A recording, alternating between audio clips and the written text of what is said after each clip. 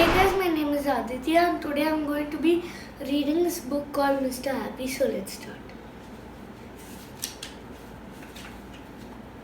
On the other side of the world, where the sun shines hotter than here and where the trees are 100 feet tall, there is a country called Happyland. As you might very well expect, everybody who lives in Happyland is as happy as the day is long. Wherever you go, you see smiling faces all around. It's such a happy place that even flowers seem to smile in Happyland.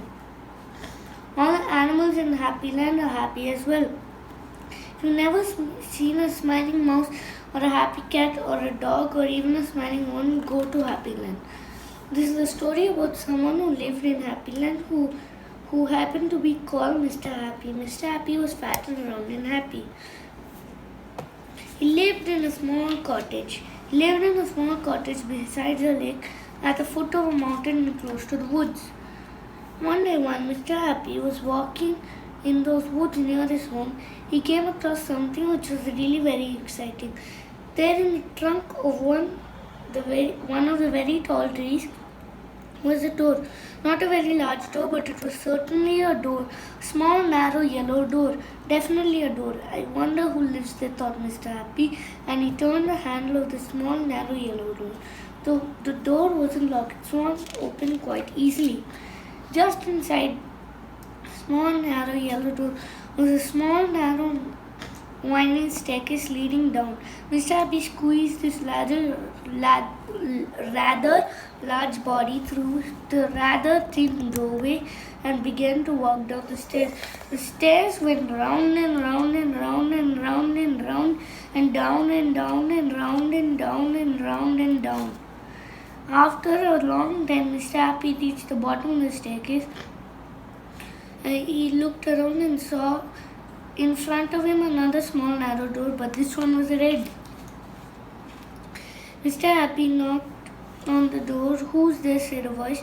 It was a sad, squeaky sort of voice. "Who's there?" Mr. Happy slowly pushed the red door.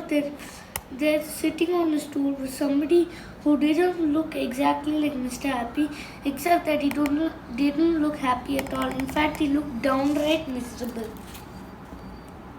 "Hello," said Mr. Happy. "I'm Mr. Happy." "Oh, are you really?" sniffed the person who looked like Mr. Happy. "But, well, my name is Mr. Miserable, and I'm the most miserable person in the world." "Why are you so miserable?" asked Mr. Happy. "Because I am," replied Mr. Miserable. "How would you like to be happy like me?" asked. "I'd give anything to be happy, Mr. Miserable. I'm so miserable. I don't think I could ever be happy," he added miserably. Mr. Happy made up his mind quickly. "Follow me," he said. "Where to?" asked Mr. Miserable. "Don't argue," said Mr. Happy, and he went out to the small, narrow red door. Hesitated and then followed. Up and the winding staircase they went, up and round and round and up and round and up and round, until they came out in the woods. "Follow me," said Mr. Happy again, and they both walked through the woods to Mr. Happy's cottage. Mr. Miserable stayed in Mr. Happy's cottage for a quiet, and during the time the most remarkable thing happened. Because he was living in Happyland, Mr. Miserable very, very slowly stopped being miserable and started to be happy. His mouth stopped turning down at the corners, and very slowly it started turning up at the corners. And eventually Mr. Miserable did something that he'd never done in his whole life. He smiled.